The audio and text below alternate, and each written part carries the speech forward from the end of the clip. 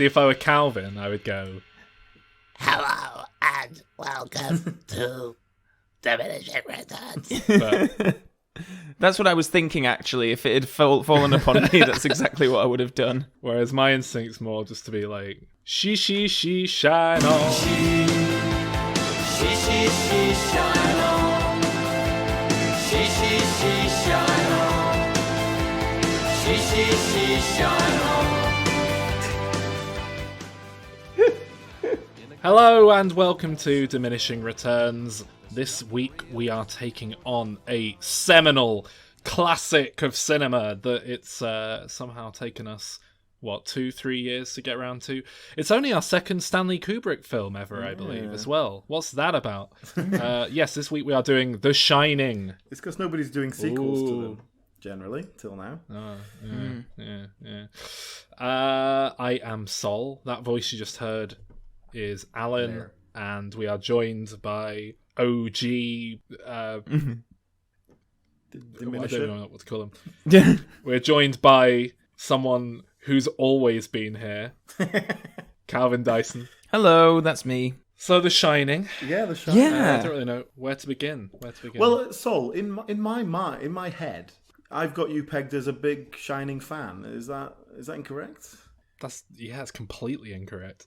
Really? Because I had that same perception. I know you've got a bit of a thing for Kubrick. You've got a big fan of Clockwork Orange. I think you just like Clockwork Orange, don't you? You're not that big a fan of Kubrick. I don't think you're that big a fan of 2001. I would peg Kubrick as my favourite director in terms of how he makes films for the most part. I love Clockwork Orange. Obviously, that's my favourite film. We've covered that on a previous episode. Go and listen to it. I also love Barry Lyndon. I also love Eyes Wide Shut, Full Metal Jacket, Spartacus, Paths of Glory. I'm giving away all sorts of potential episodes down the line. Lolita, Doctor Strangelove, they're all great. I mean, you've just named Kubrick's filmography, basically, apart from The Shining. I don't like The Shining. I actively dislike it. Now, this is partly because I do love the Stephen King novel, The Shining. Really? So that might be something that's clouding your memory of how I feel about the film. Yeah. See, that's interesting because I've got this pegged. Now I've rewatched it as similar to when we did It. You know, a potentially excellent film ruined by Stephen King's writing and inability to form a coherent plot that makes any sense. No. Have you read the book? No, I haven't. Okay, this is a magnificent book where the writing is just pissed all over by Stanley Kubrick, and I totally get how you'd get that reading from it, but I assure you in the book, everything here makes sense, the characters, the motivation, it's all very, very, very well thought through and laid out. And Stanley Kubrick essentially, in a nutshell, just removed everything about what made that story make sense, but then left loads of weird little things in place that make no sense without any context at all.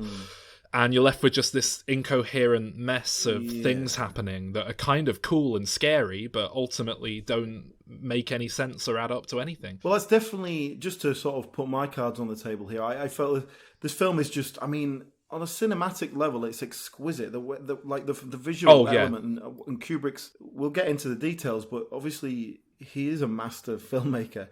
But ultimately, there was didn't make any sense in terms of the plot. So that was what would let me down in terms of the film. I'll say one more thing that just encapsulates how I feel about it, and then pass over to Calvin, who I'm really hoping is a big fan, because otherwise it's going to be a bit one-sided. And obviously, this is a very well-regarded film, so I'm aware that our opinions are in the minority, but I'll get to that in a minute.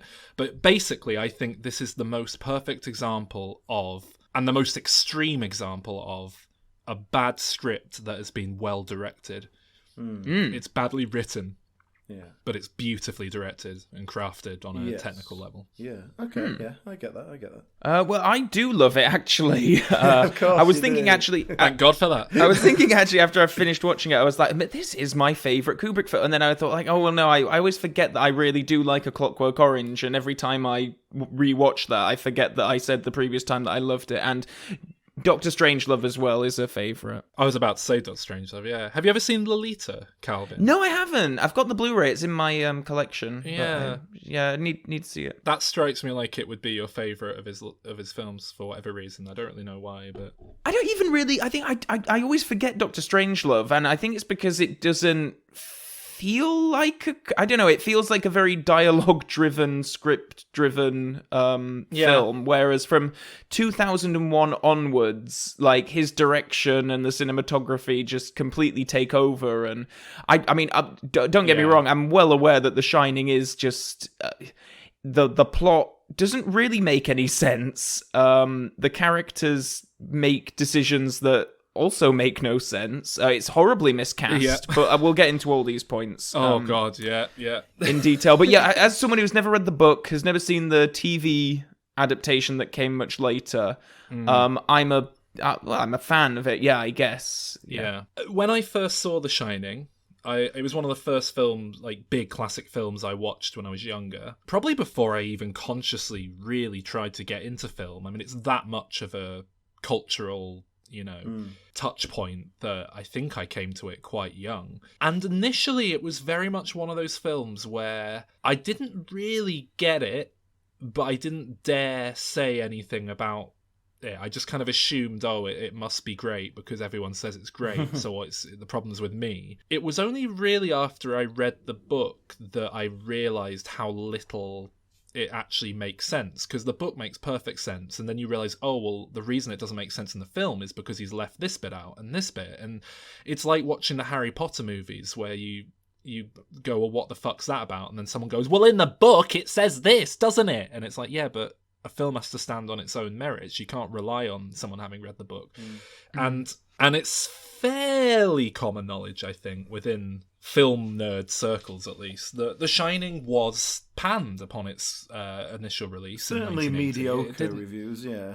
I don't know if it was panned necessarily, but it was very lukewarm reception. Shelley Duvall got a Razzie nomination for Worst Actor, and I think there was another Razzie nod somewhere along the Razzies are total nonsense, though, aren't they? It was never... I know, but it's an indicator of what the general public thought of the film, and it was seen as a cheap, trashy horror movie. And reviews at the time, you can go back and read them, they are largely very dismissive and saying it's just a madman running around with an axe. And it's only with time and a bit of distance and perspective that it's become regarded as this classic. And my theory is that when it came out, I mean, it was based on a best-selling book that everyone had read. So I think the reviews were people who read the book and then gone to see the film and had thought, well, what the fuck was that? And now it's got a bit of distance from all that, and it's one of Stanley Kubrick's films, so I think people approach it very differently. And it's sort of, I mean, I don't want to get all snobby about it, but I just think I think a lot of people view it similarly to how I did when I was younger, where they just kind of don't dare question the stuff that doesn't make sense because it's The Shining, and how could you possibly not love this classic piece of cinema? But I think it's that's not to say, I'm sure a lot of people, I know a lot of people just love it in spite of it making no sense, as I'm sure you do, Calvin. I'm not saying that's everyone, but I think the reason it's regarded as mainstream a classic as it is because a lot of people just aren't willing to question it. Well, I think it's easy to see it as a great film because there is so much about it, the evocative atmosphere. Oh God, yeah. The music and the visuals. There's so much about it that screams the cinematography, great film, the editing. That it's easy to make that judgment and kind of ignore the plot if that's not what you're bothered about.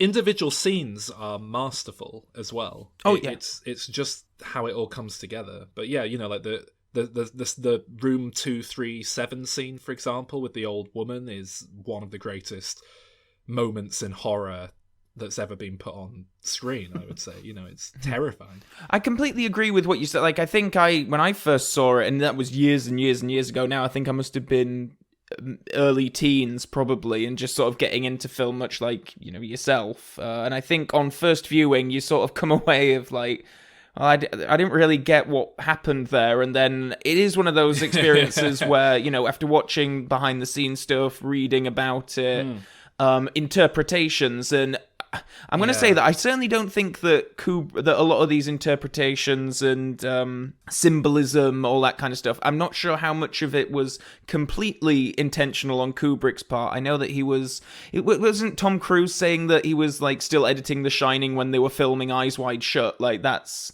He just could never let it go. He could never get the edit perfect. Well, he removed a scene from the ending after it was released in cinemas. Well, I actually wanted to ask you guys, which cut of the film did you see? Because the US cut of it, which is the one that's most accessible on home media there, is different to the one that's most accessible on home media here. Yeah, I watched the US cut. With the so that's like the 2.5 hour long pediatrician at the beginning and all that. I watched the one that doesn't have a pediatrician at the start.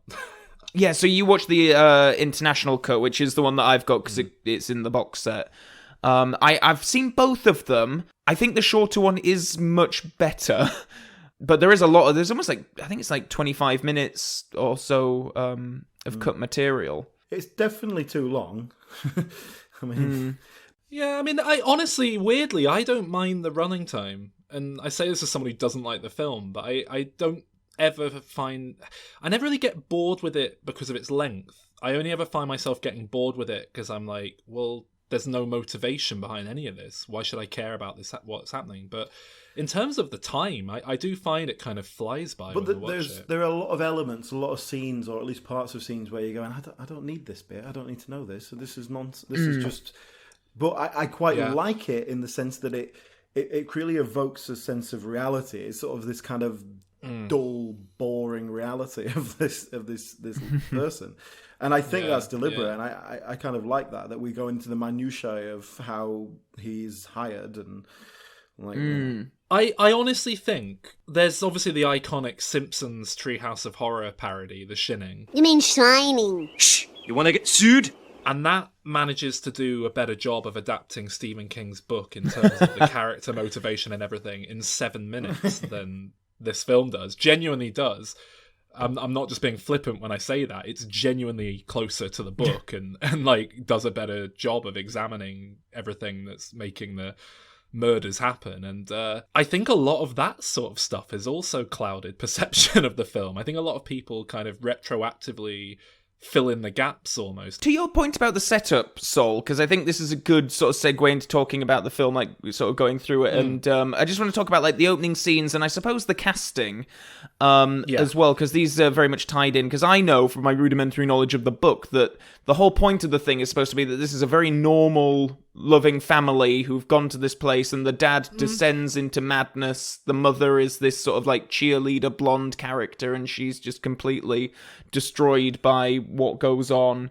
And obviously you don't have that when you cast crazy man Jack Nicholson and terrified waif Shelley Duvall. Yeah, that's not a million miles away from it in the book. One of my big problems with the film is that Jack Nicholson is operating at one level throughout. He begins the film as a horrible, angry madman who's very prone to anger, and then he stays that way, and then he dies. To the extent that in those opening scenes where he's being like interviewed for he's going to be the caretaker of the hotel while all the staff are gone, how Jack Nicholson plays it is like, is he planning on killing his family? Yeah, exactly. He does not come across as baffling. Like, oh, he's, and what the hell is this book he's going to write? Is they're supposed to be there to write a novel? We never get any idea of what that is going to be.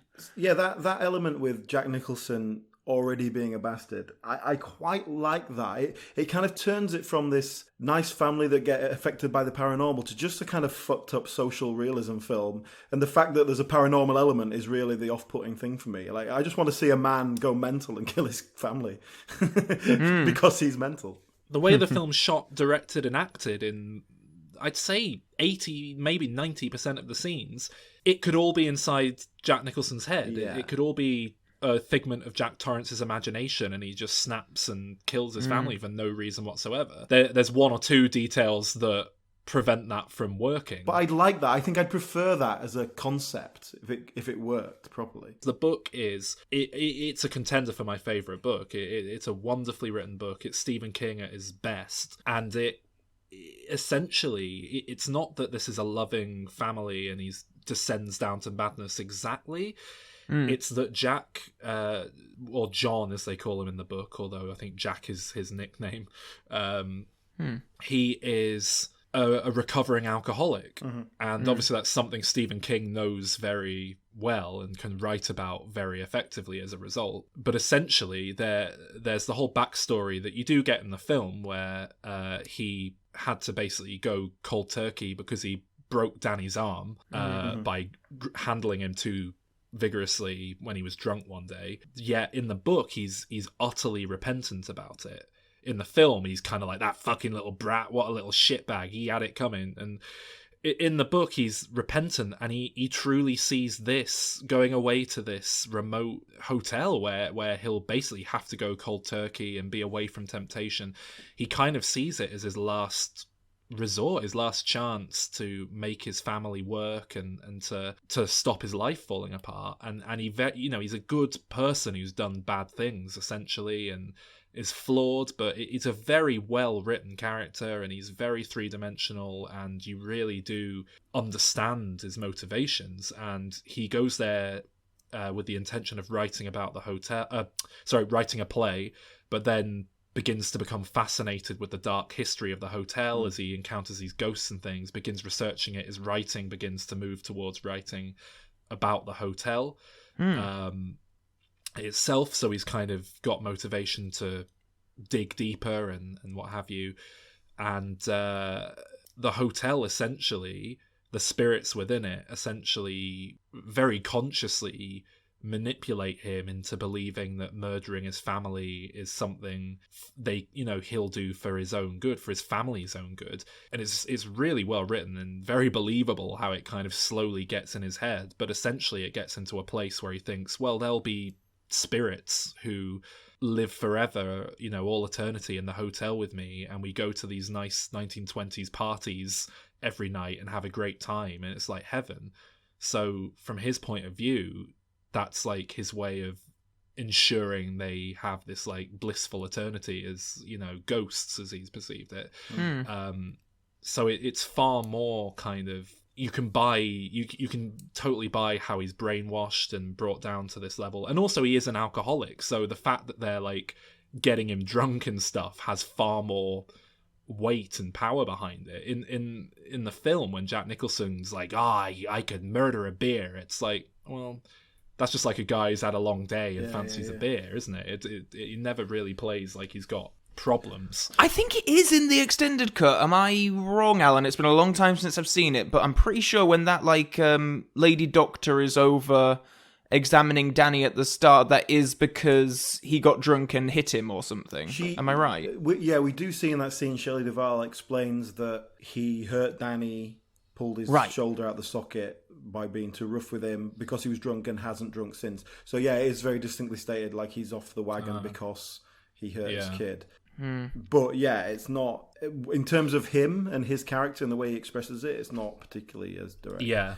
Right. Well, that's it. I think the real distinction there is that, like I say, in the book, he's repentant and he wants to change for the better, whereas in the film, it feels like he's a kid who's been put in time out by society and he's getting told off and he's throwing a bit of a tantrum about it.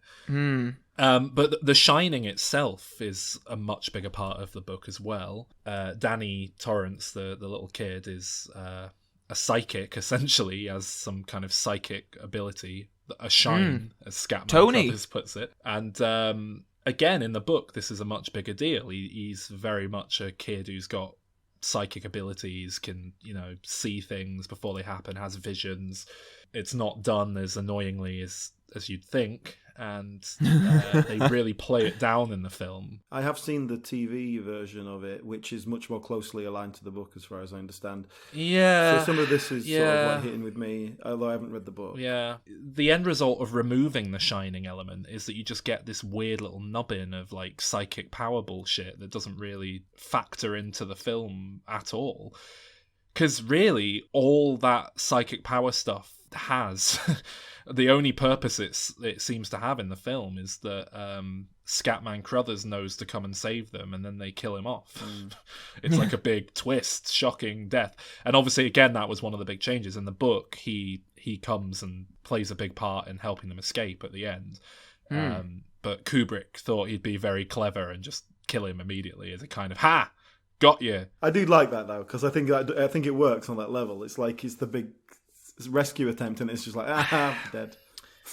I like it conceptually, but then you're kind of sat thinking, we've just spent 30 minutes of setup for that. Is that, Psycho did it already, so it's not even like a unique idea. I don't know, it just feels a bit messy. I guess it does get them because he drives that vehicle to the place, which then Shelley Duvall can use to drive away. He also is the distraction that means he doesn't kill her in the bathroom. Yeah, true. Yeah, very true. And Wendy is another big change, actually. As Calvin said in the book, she's much more of a kind of cheerleader, preppy, blonde type. But a sort of Rebecca De Mornay type. Exactly.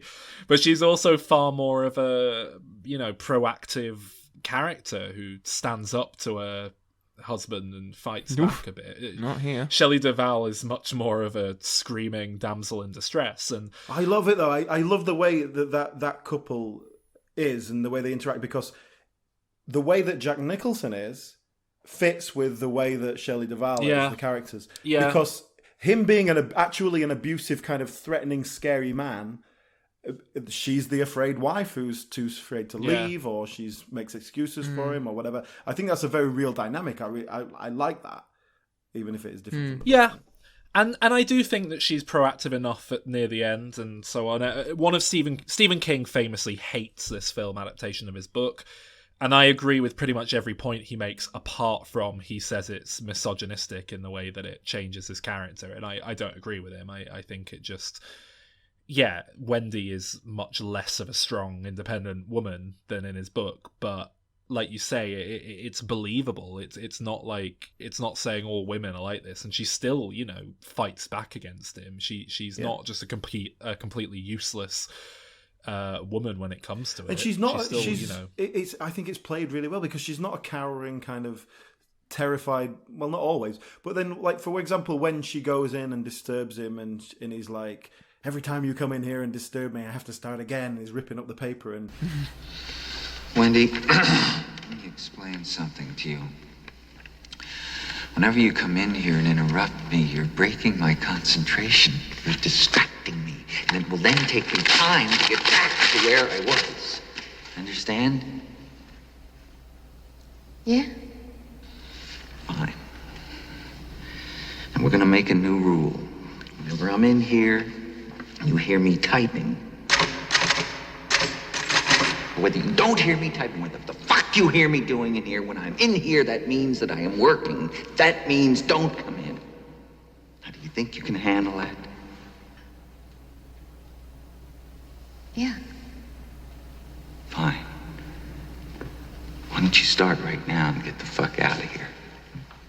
Like, she's terrified of him, but but he's not physically threatening. Do you know what I mean? Not literally. And so I love that dynamic between them, and the fact that she is just scared of him. And I think that's incredibly common, and even more so in 1980. I think that's just a very common relationship dynamic, the way that men and women relate to each other. Also, to say that he was the one interviewing for the caretaker position, he literally does no work at all, apart from on his sodding book. No, that's misogyny. I was thinking, what a dream job this is that he's landed here, where he's just allowed to just write all day, uninterrupted. Yeah. It's brilliant. It's the 70s for you, I think. So, I'm trying to think what else is different in the book. Obviously, there are very different scenes. The hedge maze is a creation of the film to get around the fact that they didn't have faith in their ability to realise a special effects sequence from done, yeah. Good. What was it supposed to be, like the topiaries come to life or something like that? And it's very good in the book. It's it's very much like you turn away and then turn back around, and has that bush moved? That and it's handled really well in the book, but it is something where you think, I don't know if you could really film that without it being ludicrous and funny. And well, have you seen the TV version?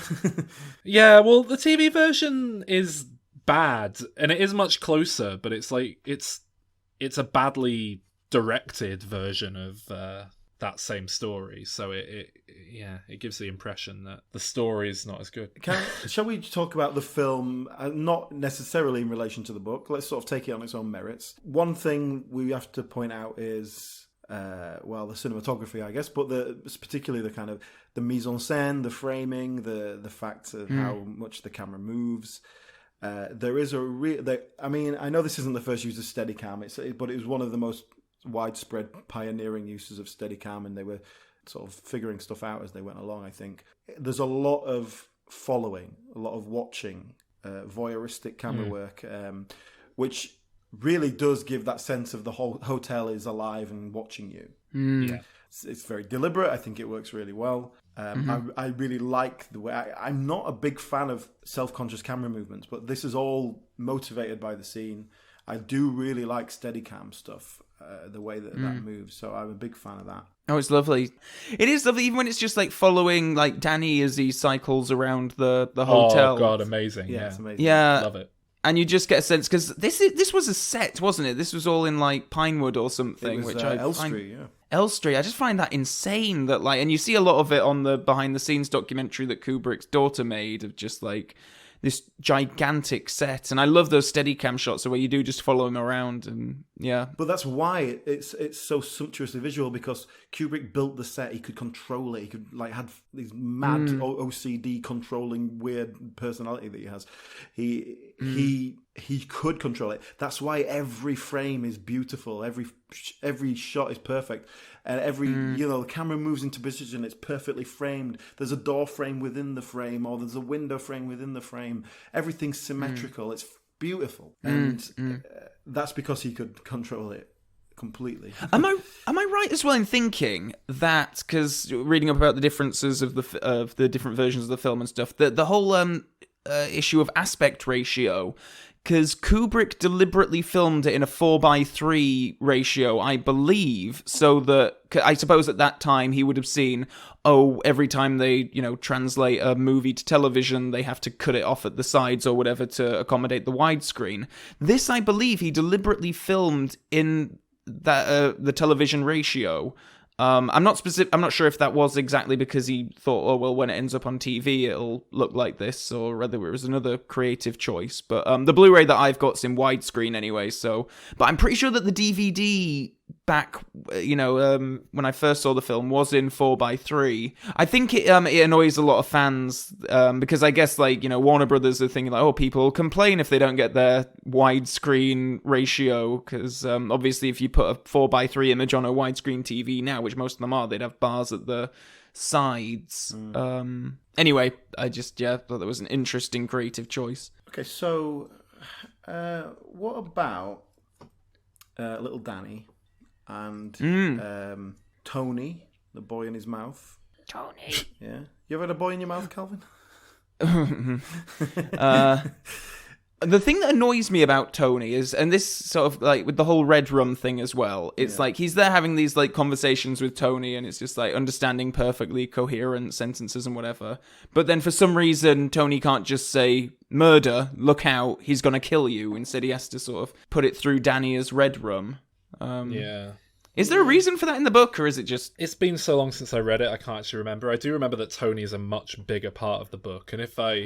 Well, in the TV version, Tony is manifested as an adult male, a young adult, sort of is basically they're warning Danny off. He says, "You have to get out of here." He's trying to scare him away, basically. So very Stephen King, Stephen King. And I think there's an epilogue at the end of the thing in which we see Danny 10 years later graduating from high school, and I think, unless it was just by chance they look similar, it was the same actor playing older Danny who played Tony. So the idea being that Tony is an echo of him from the future, come back to warn him. Oh yeah, that rings a bell. That does ring a bell. Do you know who plays Danny in the TV version, Calvin? Yes, I do. It's the Cortland Mead, I believe is his name, and he voiced Gus in Recess. And the only reason I know this is because every time we talk about The Shining, you talk about how ugly this child is and how he really annoys you. So I've had to do extensive research. To be fair, though, you're right. Yeah, just wanted to bring it up. No, God, yeah. I've just pulled a picture of him up. He is an ugly kid. Fucking hell. He's got that butt Danny- mouth. In the film, though, he isn't. He's a proper angelic. Yeah, Oh, for God's sake, he's very cute. Yeah, I think a really good little actor as well. Yeah, he got out of acting very quickly, though. Oh, did he? I was going to ask if he'd done anything else. That's what working with Kubrick will do to you. Well, it certainly did it to Shelley Duvall, didn't it? I mean, yeah. God. I always confuse him with Chunk out of the Goonies. So I'm going to try and get this the right way round. But I believe the kid who played Chunk from the Goonies went on to become one of the most eminent entertainment lawyers working in LA, whilst Danny Lloyd, who played Danny Torrance, is a Harvard... No, that's not right. I was going to say a Harvard lecturer. He's not. I've just looked it up. He's a teacher of hard sciences in Missouri. Not quite hard sciences? Yeah, not quite as Not impressive. them soft sciences for girls. What is a hard science? Good isn't that shit like physics, and as opposed to biology, and isn't that the theoretical stuff, or is it the other way around? Maybe I don't even know. I don't know. Boring science. That's probably why they have to call it hard, to make them feel better about how boring it is. Well, that's what Alan's lady friend did with him. To get it. It's a very laboured erection joke for you. Yeah. We have Shelley Duvall. Now, I really fancy Shelley Duvall, particularly this era. Shelley Duvall in this is my type. God. Have you seen Popeye? Yes. You'd love her in that. I know. Do you know what? I had the thought when I was watching this just now. I had the thought at one point, do I fancy Shelley Duvall? And then immediately I thought, no, definitely not. That greasy hair she's got all the way through. And I think it's just because... Not great, but I like the dark straight hair. I like that skinny, big teeth. I love all that shit. Big eyes. I think it's just by virtue of obviously Kubrick doing his million takes, and I know they were filming this, and he was really hard on Shelley Duvall, and you can see it in the behind the scenes stuff. Oh, yeah. That he just torments her just horribly, and if you spent weeks at a time just crying and screaming hysterically on camera, I guess it would just wash you out completely, because even when she's not supposed to be terrified and screaming and crying and stuff, her face just looks so damaged emotionally. That's why Alan's into it. Yeah, I find that really attractive. I mean, Kubrick was famously horrible to his actors, and I think Shelley Duvall took it the worst out of everyone in his filmography. So it's. But if he is, from a director point of view, if he's trying to create a victim, then he's going to be horrible to her, isn't he? He's trying to create a distraught person. Well, yeah, but you could just hire an actress who you can just say act distraught and. Oh, I'm not saying he should have done it. I'm saying if he's trying to make the logic behind it makes sense. Yeah. I mean, but that all being said, I think she is phenomenally good. That whole Razzie thing still astounds me. She's just a perfect portrait of just desperate terror. Honestly, rewatching it just now, I wasn't that impressed with the acting, and I kind of see where they're coming from. I think whenever there's dialogue, I think she kind of struggles with it, and Jack Nicholson is just taking the piss because he can't be bothered. He's just going the opposite direction. She's kind of, but then when shit hits the fan and they're able to just amp it up to 11 and chew the scenery, and she's just screaming, then it clicks into gear and she's great.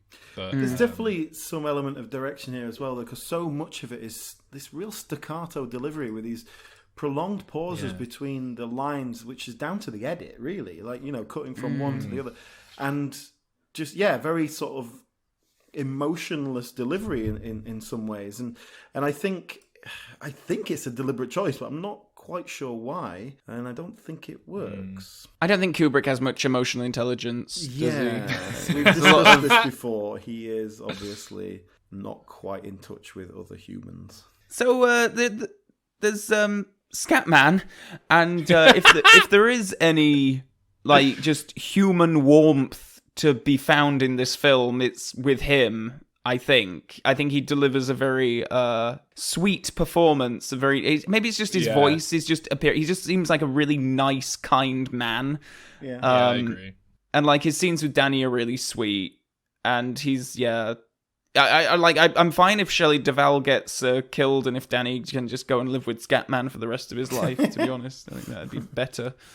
Really. Yeah, he is there essentially to give some exposition for The Shining, but then obviously utilised later on, which in the film is kind of used as a hoax, which is okay, I think. And that's kind of one of my main issues that I touched on before, is that what's the point in The Shining being here in this film? Because it doesn't really go anywhere. Like in the book, it's all very... In the book... And I mean, to be fair, this sounds like... There's no way to explain this without it sounding like fantasy nonsense, but it works, believe me. Somehow it works in the book. Essentially, the hotel is operating on its own level of shine because all these murderous things happened. It created all this mental, psychic energy. All these ghosts live there. There's just something about the hotel and this site. But it kind of needs to consume more like psychic energy every now and then to keep itself going, and every now and then it has people killed there, and it sustains itself and builds this evil and this energy. And so when Danny comes along and he's this psychically gifted little child, it's like, oh wow, this kid's got all sorts of psychic power. We can this is like 100-year battery. It'll keep us going for ages. So it essentially goes into overdrive. All the ghosts come out of hiding. It gives them all this new lease on life, and the hotel is essentially consciously trying to kill Danny on sight so that it can absorb his psychic energy into itself. That makes sense. It's got its own internal logic, and I do. When I watch the TV version, ghosts are explicitly saying like, he's so powerful, we want the boy. So that makes sense. My reading from watching the film was, Danny has got the shining, and the hotel has some sort of shining thing. So when he's there, he senses it immediately and is feeding off it. And then it gets strong enough that even Jack, who has probably got a bit of shining, it's probably genetic, he's got a bit of shining. But because he's in such a high shining area, it's actually coming out in him. And then it takes right to the end before Shelley Duvall, who probably hasn't got much shining at all, gets to see things as well. Which I don't like particularly, that she sees things at the end. I think it would be better if she was a shining free person.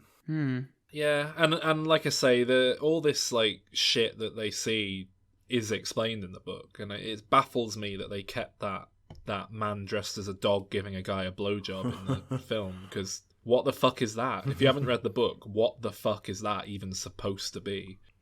Yeah. It doesn't really make any sense. and the problem is the film's actually, I think it's unintentionally quite funny in places.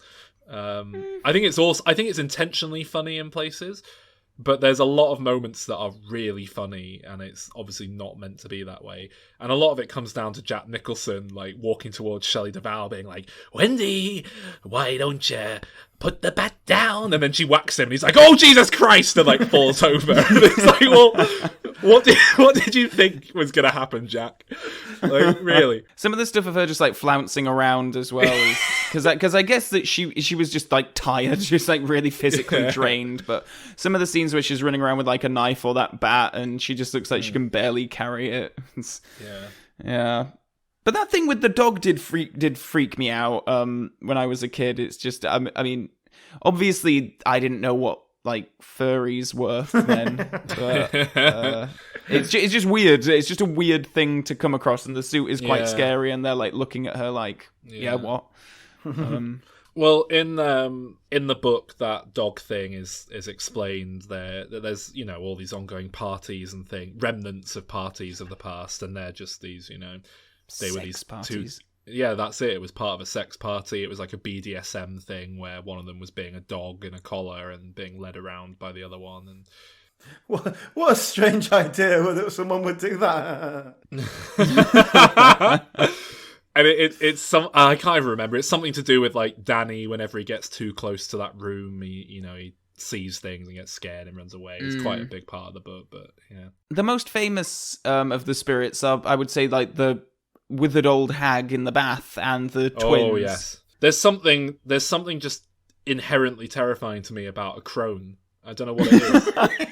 But I was thinking about this the other day, and there's something about a withered old haggard woman that really scares me. I was trying to explain to someone the other day about this, and I was just basically saying, look, was it your grandma by any chance? I was just saying, if I woke up in the middle of the night and there was someone stood by my bed watching me, it would be 10 times scarier if it was like a withered old crone than if it was like a big, beefy, muscly man in a balaclava. And I don't know why that is, because it doesn't make any sense. I got my next prank worked out. Have you ever seen The Witch, that horror film from a couple of years back? You mean the Vivitch? Yes, that one. Have you seen it? I have, yeah. That must have shit you up, because it terrified me. Oh my god. It flirts with being the scariest film I've ever seen, but it's just slightly too boring. Yeah, no, I'm completely with you on that. But yeah, oh my god, like, there are some scenes where you just see this, like, withered old crone, like, completely bullet naked, and it's just, oh god. It's just really terrifying, and I'm glad I'm gay. I'll never have to see that. I don't know what it is, though, because naked men don't scare me like that. Like, sexy naked women don't scare me like that. It's something about a withered old crone. It's I don't know what it is. It's terrifying.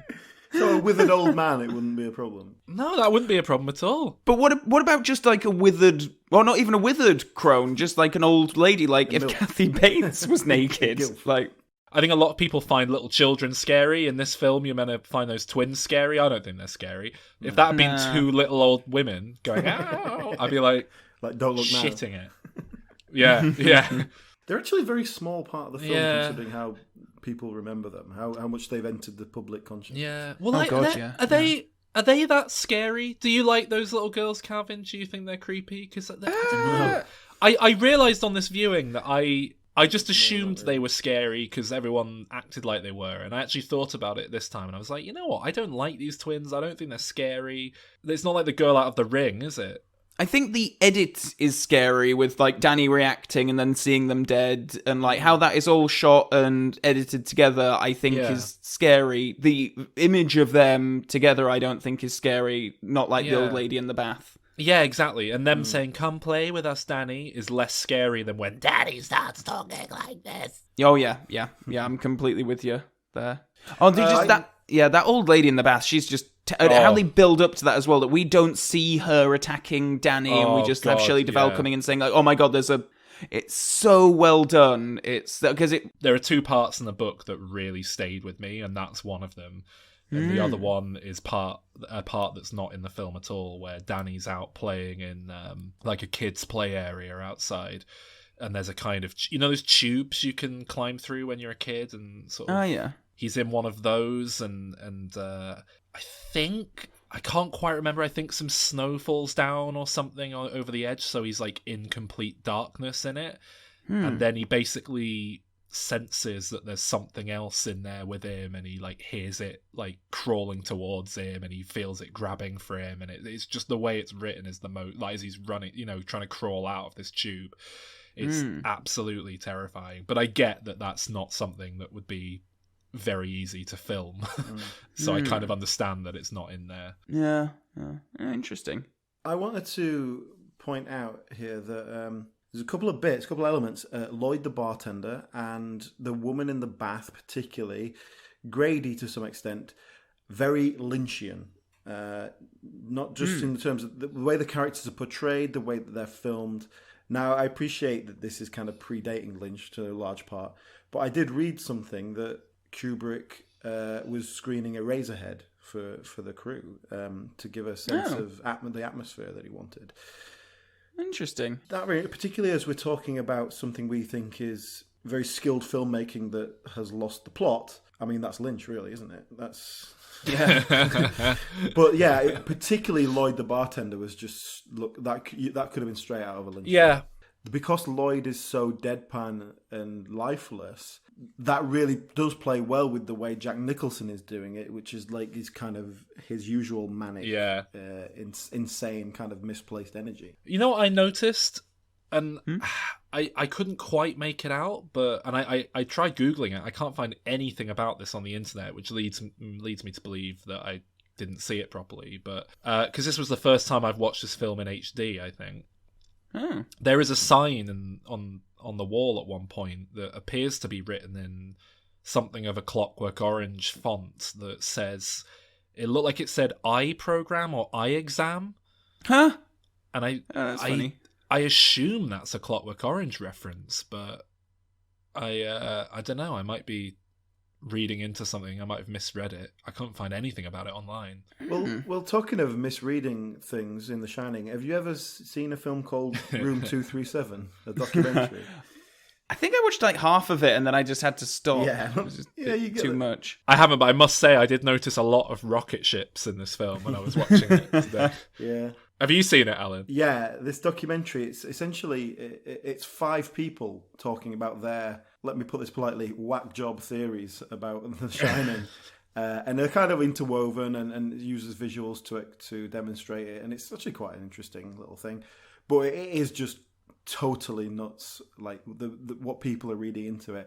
And it's like, even if there's like, they've picked up on something like, oh yeah, that might have been put there deliberately for a reason, they've then expanded that into like this whole world of like some sort of conspiracy theory or something. So one of the theories is that this is Kubrick's apology for faking the Apollo. And to be fair, Danny is wearing an Apollo 11 shirt at one point, a jumper. He is. Very weird choice of costume for him. Yeah, because it's quite a distracting costume. It's like, that's not what you would normally have. It really is. After I saw that jumper, I started noticing that rocket shape appearing in the film, which I don't think was deliberate, but you do see like the framing of chandeliers and things at times create a very similar kind of rocket shape. If you're looking for it. You're dangerously close to this documentary. Or it could be penises. Yeah, very phallic. Yeah. That was one of They the look other a bit like theories, was a lot of rockets. sex stuff, basically. Well, the blood in the elevator, that's got to be... They get there on the 30th of October, so that's denoting a month. So it's like a monthly cycle of blood gushing out of the lift. And then Jack Nicholson gets really angry and like just snappy with Shelley Duvall for no reason. She's just trying to help him be a good partner, and he's like, Wendy... I do think the film is very interesting. Like, I couldn't sit through that entire documentary. It was just a little bit too crackpot for my liking, and I was expecting something a bit more along the lines of a serious reading. But I think it is interesting, nonetheless, that you can read all that stuff into this film, and I think it speaks to a film that is a bit confused, and I don't think it knows entirely what it wants to do, what it wants to achieve. And I think, you know, Kubrick's non-stop editing of it kind of speaks to that too. But it is beautiful, and scenes are individually so well constructed that I guess all these theories in this film, they're all really predicated on the fact that Kubrick has an intense obsessive control over every tiny detail in the film, which, you know, is in keeping with his character, but it's just impossible. It's just not possible in the film world, even for Kubrick, to be able to control all these elements and put all these elements into a film.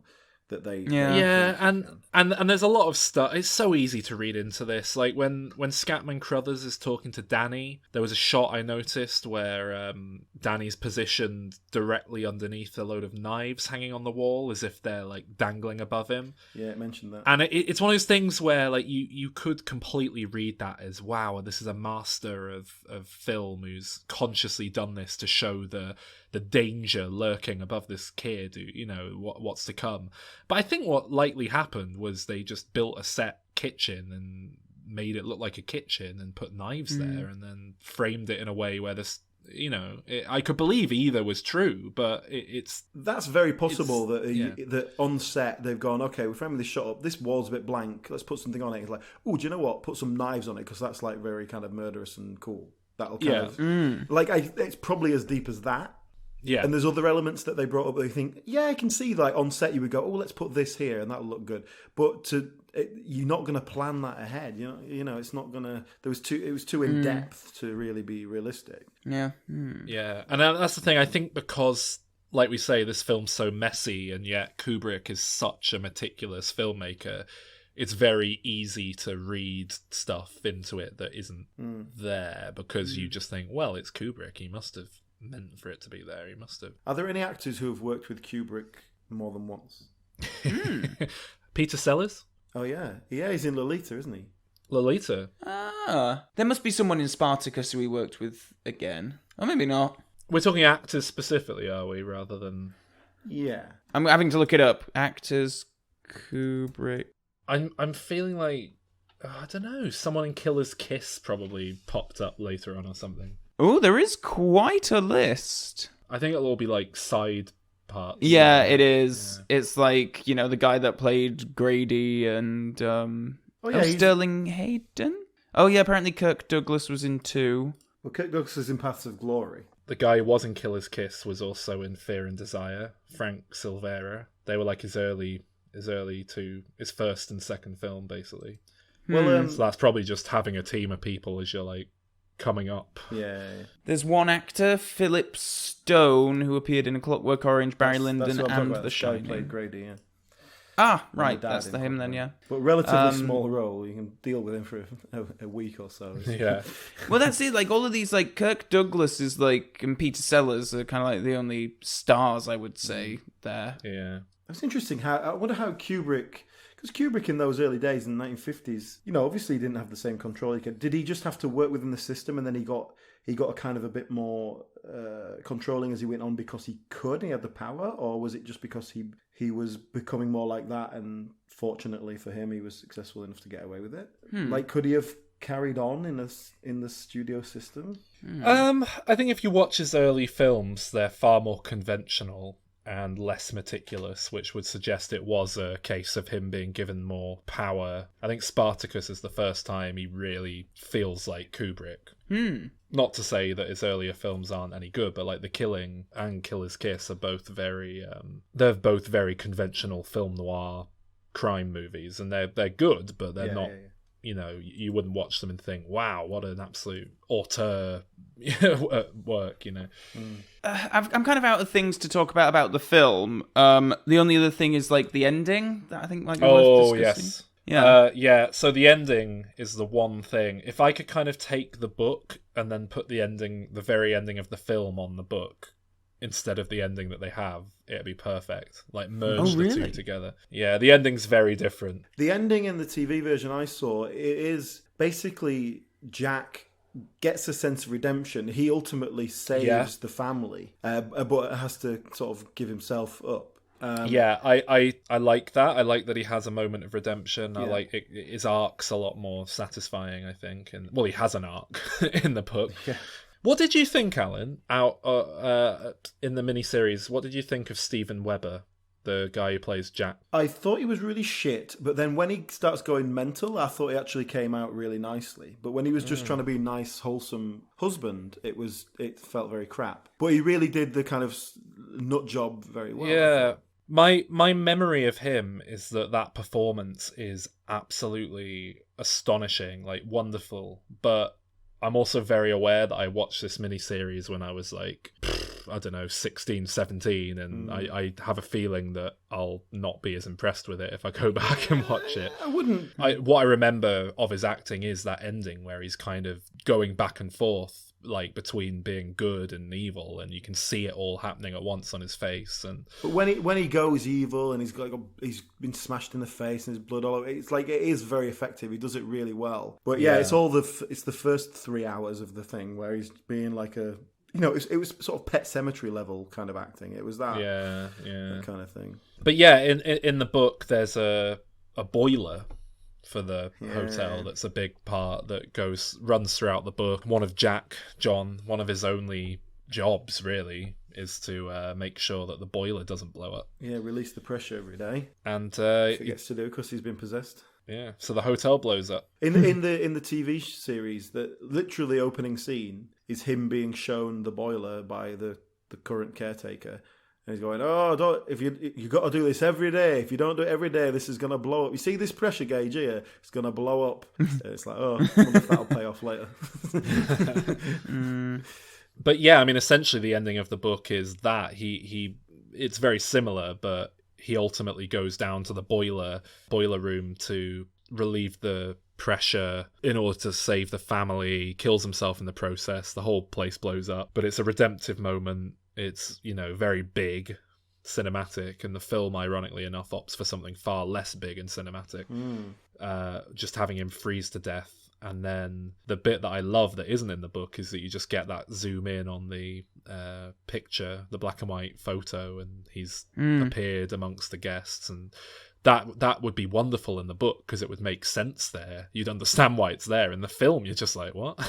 Yeah, I still don't know what that means. So you're saying the idea is that he's been kind of subsumed into the hotel and is now part of its history? That's what I read it as. Yeah, in the book, he encounters all these ghosts, and they're all murderers and victims of grisly murder, but they all kind of take part in the old parties and the old historical events. And Great party. Presenting as So they're all basically murder victims that the hotel's kind of consumed, but their spirits are pissing about in the hotel now, and he basically just gets absorbed into that because he's died there. The idea was that he was going to kill his whole family, so they'd all end up like that. But because he's died, he's there on his own, and it would work really well within the book, where it's set up very heavily, but it doesn't really make any sense in the film, is it? Yeah, because Scatman will be there with him as well, and he'll be having That's true. That'd be awkward as fuck.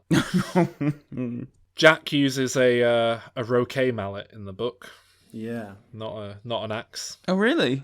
Which I think is a bit scarier personally. The idea of being bludgeoned to death by a big spiky mallet rather than an axe. It's a minor detail, but whatever. We haven't really talked about the Here's Johnny moment. I was about to say that the iconic Here's Johnny most iconic thing about the film. That's not in the book because it was improvised.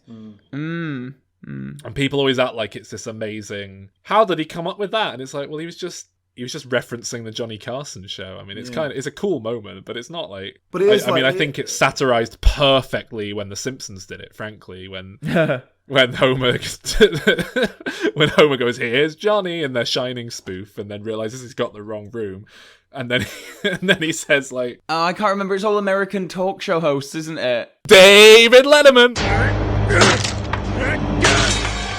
Here's Johnny. Don't. David Letterman! Hi, David. I'm Grandpa. Don't! I'm Mike Wallace. I'm Marley Schaefer. And I'm Ed Bradley. All this and Andy Rooney tonight on 60 Minutes. Hey now. Basically, yeah. But it is like he's just sticking his face through and like announcing, isn't he? Like it's the same. Well, he kind of does on the previous door where he sticks his head on and he goes, "Honey, I'm home," like or something like that. Something about the three little pigs as well. They obviously just let Jack Nicholson like riff whatever the hell he felt like, and it works. Good on him. Did either of you watch the Vivian Kubrick documentary that's on the DVD? I think it's included with all of them. No, I've seen a couple of clips, but I haven't seen the whole thing. No. It's one of the best making of like DVD extra features I've ever seen. It's just fascinating, and they show like Jack Nicholson sort of like psyching himself up to do that scene, and it's just like really, really cool. It's incredible. It's funny because after talking about this, I feel like we have a lot of the same opinions and things that we like and things that we don't like and criticisms and all that, and yet I feel like our numbers are going to be so wildly different because like I said earlier on, like as a narrative this doesn't really hold up at all. As a character piece, I don't think it holds up any kind of emotional journey, but I think it is just a really spectacularly filmed, edited, shot piece of art, and individual scenes just have such like creepy imagery and great horror to them that I don't actually mind that it doesn't all hang together on a bit of string throughout. So I'm gonna go 9 out of 10. Well, we've talked about this before in terms of my opinions that the narrative and the plot and characters are really the primary thing for me. and I don't get bogged down in the visuals very much. The fact that I appreciate the visuals in this so much is testament to just how impressive they are. But I just can't get on board with the plot. So I'm coming down in a kind of mid 7. Oh, wow. I used to have this pegged as a 6 out of 10 for much the same reason, but on this rewatch, honestly, I just got so pissed off with it because I do love the book, and it is such a middle finger to the book in that very Kubrickian way. But it's not like A Clockwork Orange, where I feel that his version has its own, is arguably improving upon the book in ways and has its own things to say and so on. I feel like this is just a messy adaptation of that book. And I'm similar to Alan, really. I love the visuals, I love individual scenes, but I just found myself getting bored because there's no motivation or story or reason or rhyme to any of it. And So I've bumped it down to a 5 out of 10, and I appreciate that is quite harsh, but I also feel like if ever there was a film that needed a bit of a slap round the face to bring it down to earth, it's this one, so fuck it. Quite a range. You just reminded me of something there, actually, Sol, in terms of middle finger to Stephen King. On the Room 237 documentary that I watched, one of the things that got mentioned in amongst the nonsense was obviously in the book he drives a red Volkswagen Beetle, right? He drives a red Volkswagen Beetle, and in the TV version I watched, he's got a red Volkswagen Beetle. But in the Shining film, he drives a yellow Volkswagen Beetle. But when Scatman Crothers is driving up to the hotel, he passes a truck that's turned over and has crashed on top of a red Volkswagen Beetle. So literally, that's been crushed. And this documentary, the person was saying that's just a fuck you to Stephen King. It's like, yeah, that sounds legit. Actually, that sounds quite. Yeah, I totally buy that.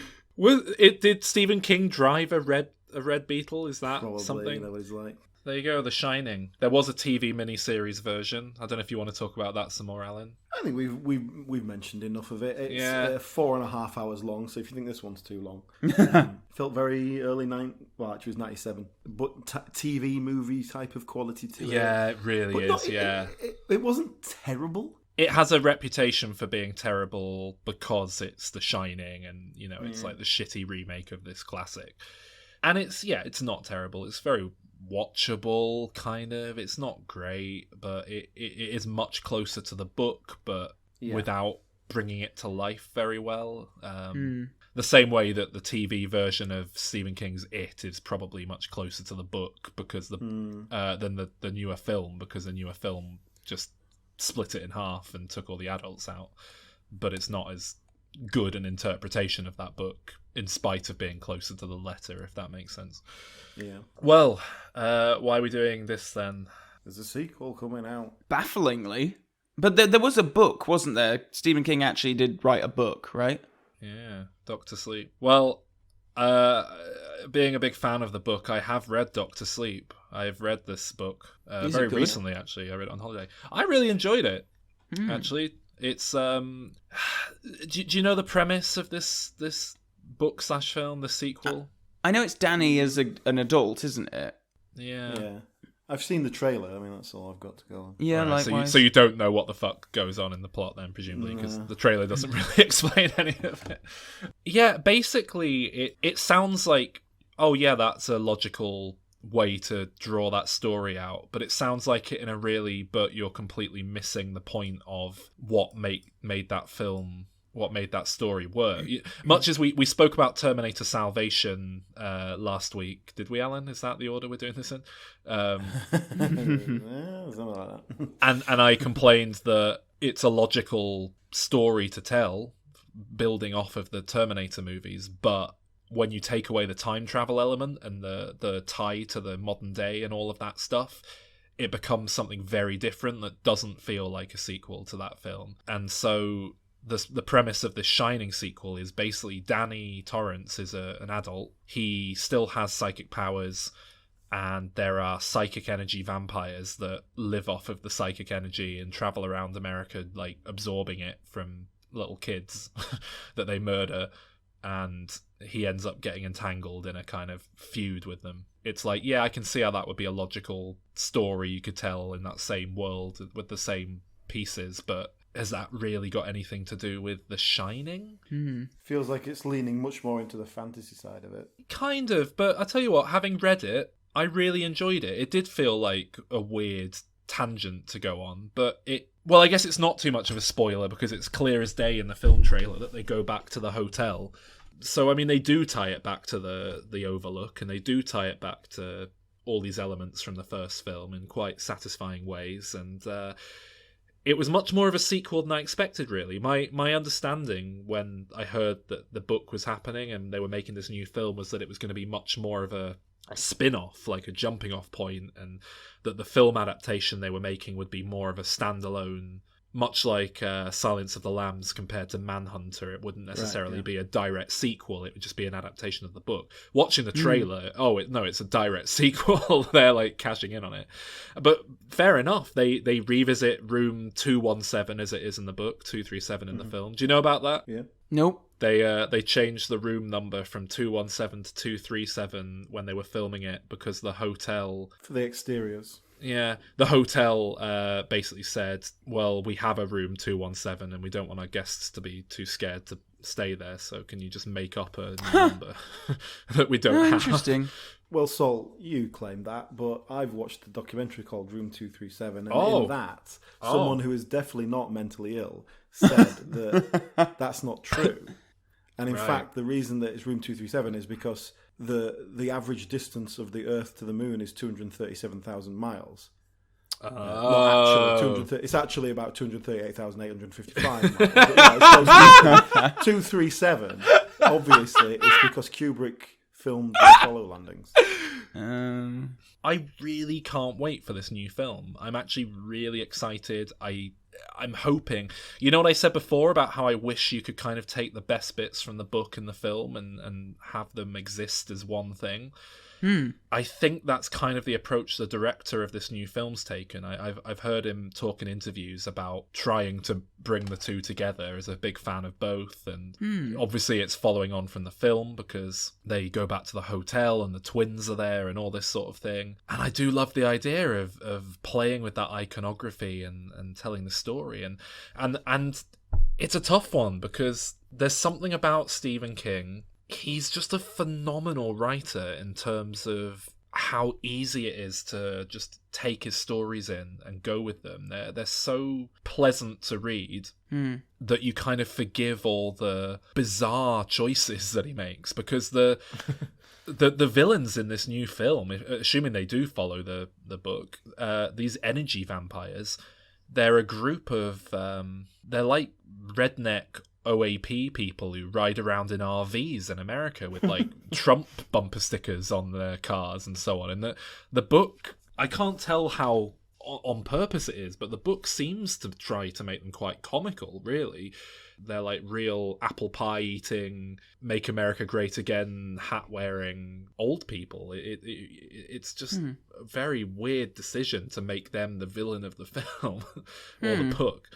And yeah, essentially there's a whole load of bullshit with a new psychic child who's the most psychic child in the world. And I'll tell you what makes it work, actually, really well, is that Danny himself is an alcoholic and is like suffered with substance abuse problems. He's a recovering alcoholic, much like his father. But again, it's something Stephen King obviously knows about. And the reason is he's haunted essentially by the things from the Overlook, the ghosts, the monsters and things. They still come after him, and he can numb his shining essentially by getting drunk. It kind of blots it out, and he doesn't have to deal with it. So it's this very nice metaphor for drinking to kind of, forget, numb the pain. And it gives Danny a lot of... You know how I love examining characters as old versions of themselves and seeing what they've grown into? Well, it's a perfect example of that. It's like a really nice examination of what Danny Torrance might have grown into, given what he grew up with, given what he'd been through, and given the universe he exists in. So I don't really know what this new film's going to be like, because it's such a weird departure from just being a kind of haunted house story. But I don't know, we're riding a crest of good Stephen King adaptations, and people who seem to understand what makes Stephen King work. And I do really like what the director's done in the past. He, I don't know if you're familiar with his work. He made the Ouija sequel that apparently was good. I've still not seen it. Do you remember this? There was a film called Ouija that everyone hated. Yeah, I think I was lobbying for us to cover it on the podcast at one point. Well, apparently the sequel came out and everyone was like, what the fuck? It's good. Apparently they actually tried. Then he made Gerald's Game, which was a Netflix original Stephen King adaptation. I don't know if you've seen that, either of you, but it was actually decent. Not bad. But most importantly, I would say, he directed, I think certainly the vast majority of The Haunting of Hill House for Netflix. Yeah. I don't know if you've watched that, but it's... Oh, yes. It's pretty magnificently well directed as far as television goes, as far as this kind of horror goes. Yeah. It makes me... And it's very Stephen King inspired. It has his DNA all over it, even though it's obviously based on a book that predates him significantly. I don't know. I have high hopes. I think he might pull this off. I have fewer hopes. I'm not so. It just looks like a shit horror film, and I'm not like shit horror films. Yeah, well, that's how I felt before I read it.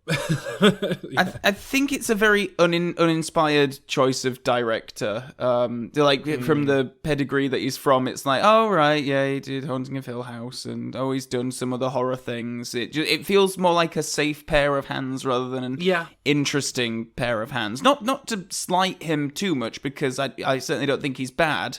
But when you're going up against someone like Kubrick, obviously it's going to be compared. It can't not be. I'm just expecting a much more conventional film, I suppose. Yeah. But I know what you mean. He doesn't strike me as someone with that auteur's vision. I think it's going to be a lot more like he's emulating Kubrick than bringing his own flavour to it. But then I kind of want someone who's just going to emulate Kubrick, to be perfectly honest. Even though I gave it 5 out of 10, I kind of want a sequel set within that same tone and universe. There was another Shining sequel being developed for the longest time. I assume it's dead at this point, but before Stephen King wrote his book, Warner Brothers was trying to figure out how they could capitalize on this for ages, and they did announce at one point plans to make something called The Overlook Hotel, which was a prequel that had been written by someone and was being developed. That makes sense. I can see that. Is this a TV show, did you say? Sorry. No, this was a film. Oh, I was thinking like in like the Bates Motel kind of sense.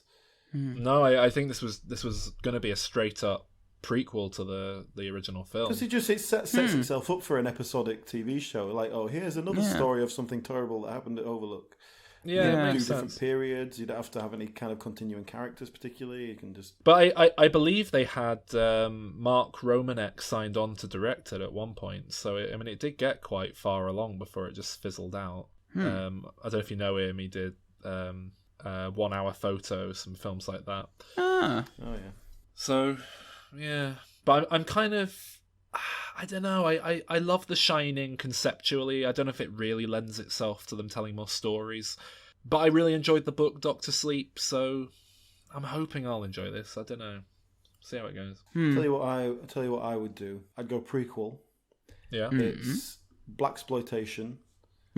Oh, the Scatman Crothers origin. Dick Halloran, and then gets hit by an axe. Do you think there'll be a Jack Nicholson cameo in here at all? I do. I do, really? actually. No chance. Do you want me... I think there might be like a digital weird shot of Jack Nicholson in this film. Based purely on the book, I think they might go for a digital shot of Jack Nicholson, probably fucked about with from footage of the original film. Maybe some audio clips of him screaming from the film as well, like mixed in there. I don't think you'll get actual now Jack Nicholson in it because he's been out of the house for 10 years. I haven't seen him for a long time. I don't know to what extent he'd be willing to sign off on them using his likeness as well. That's the big thing here. I'm sure they would love to put him in if they could, and the book certainly gives them the framework to put him in there somewhere. So I don't think he'd be above giving his likeness. I think he'd be all right Are with they it. allowed to just get someone to do a shit Jack Nicholson impression? Or is that the Crispin Glover law? It doesn't allow it. You can't do like a Star Wars ghost looking and nodding if it isn't the same actor, because you'd just be like, well, who the fuck's that? So it's going to be hard unless they can actually get actual Jack Nicholson to do a cameo. So I don't know, but certainly with them going back to the Overlook, I think they're going to work him in there somewhere. Cool. Shelley Duvall, on the other hand, probably not.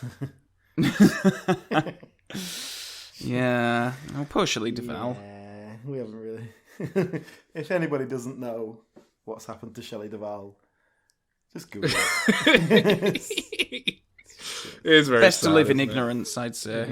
Yeah. So, have you guys got any other good ideas? What you do as a sequel? Prequel has already come up. Stephen King's book's off the table. But in the film, in terms of a sequel to the film, the hotel survives. It's still there, and everyone's going to turn up in May and carry on with their lives. Yeah, you're right. Actually, yeah, it's kind of bizarre that they haven't pumped out more sequels. Just a new caretaker every year, and every year they kill someone. Yeah. And they have to cover it up so they can get someone from next year. I mean, Kubrick's been dead for about 20 years, so no one else would be stopping them. I don't think Stephen King has the power to stop Warner Brothers making films based on this. So I know from some of the, I think it was some of the behind the scenes articles I was reading about that original ending that one of you mentioned earlier on. The manager of the hotel, the Barry Nelson character, was supposed to come back at the ending, and it was supposed to be strongly hinted that he actually knew what was going to happen at the hotel, and then it's like, oh, is he a spirit at the hotel as well? Does this happen regularly? So I guess that would be another way to go. Just make the hotel the main character. it would lend itself to TV, but I feel like that's almost too obvious, and it might cheapen it somehow. But then you just use it as an anthology setup. It's like this week's horror story. It's all set in a hotel, but every week's different. It's a different period. It's a different characters, different genre. Even maybe not. I mean, yours not horror, but different style. Well, I think the problem with that is there's enough of those already. We've got American Horror Story. We've got Channel Zero. We've got The Haunting of Hill House. So I don't know. Do we need more? But then I don't know. I'd quite like to see a film following the immediate aftermath of Danny. Maybe like a couple of years on, but you know, he's in like with a foster parent or something. Shelley Duvall's been sectioned. Yeah, but then obviously because he has still got this psychic power, it'd be very easy to write, as he does in Doctor Sleep, that the ghosts and shit follow him, and maybe he has to return to the hotel for one reason or another. I think you could do quite a closely knit sequel to it that works quite well, actually. But like he goes to confront his demons at the hotel. Yeah. It is, like I say, it's fascinating they haven't done a sequel. It's bizarre, but I guess they were trying for the last 5 years or so. They just couldn't figure it out. Because they got a sequel to 2001 out, like... Yeah. That within... Yeah, that will have been within Kubrick's lifetime, so, yeah. Yeah, it was. Yeah. Oh. Ding dong. Oh, no, what was this? Oh. Go open the front door of the hotel. No. Jack Nicholson soundboard by any chance? No, it's a withered old crone. Right, Sparky, here's the deal. Alright, lads, it's me. Not seen you lads in a while. Calvin, when was the last time you saw Japanese Bond? Last time I was on this show, I think. I think that was the last time I saw him as well. Quite a while ago, that, lads. That was quite a while ago. I'll make it swift, lads. I'm just popping in. I haven't got much to say. It's very cold outside. Lots of snow. There's a big man with an axe out there following me around, so I'm getting a bit antsy because I don't know. I don't like my odds, but I'll make it swift. Basically, lads, just want to say a big thank you to Anthony Bishel, who's become a new patron of the arts. Anthony, is that Bishel or Bissell? Anthony Bishel with Bishell. Okay. All right. Yeah. So that's it. Thank you, Anthony. You're a top lad. Top lad. Excellent. Nice to have another patron. If you'd like to become a patron, patreon.com/dimreturns. For $1 a month, you get access to all our Diminisodes, which are usually reviews of new films that have come out. And there's already lots of stuff up there. We've got some stuff ready to go. We need to edit, but we are. Yeah. We have had a bit of a busy period recently, so we are catching up on ourselves. So there'll be new stuff coming out there very soon. Yeah. Thank you, Anthony Bissell. Yeah, thank you. Yes, thank you. We're very Bissell at the minute. Busy. We are a bit bizzle, as Snoop Dogg would have said. Yeah, we're very bizzle at the moment, but we are going to edit all that shit together, like Alan said. So your name is like a reminder that we'll have to do that. So thank you. All right, The Shining. She shine on. All right, cool. Calvin, thank you for joining us. Are you back next week? Thank you. I am indeed back next week for the. As if this wasn't spooky enough, it's the Halloween episode, which was done on a Patreon vote, I do believe. So. Oh, it was. Yeah. Should have had Japanese Bond talk about that as well. But... So that is another advantage to being a Patreon. You can actually have your say. Democracy in action. Gentlemen, this is Democracy Manifest.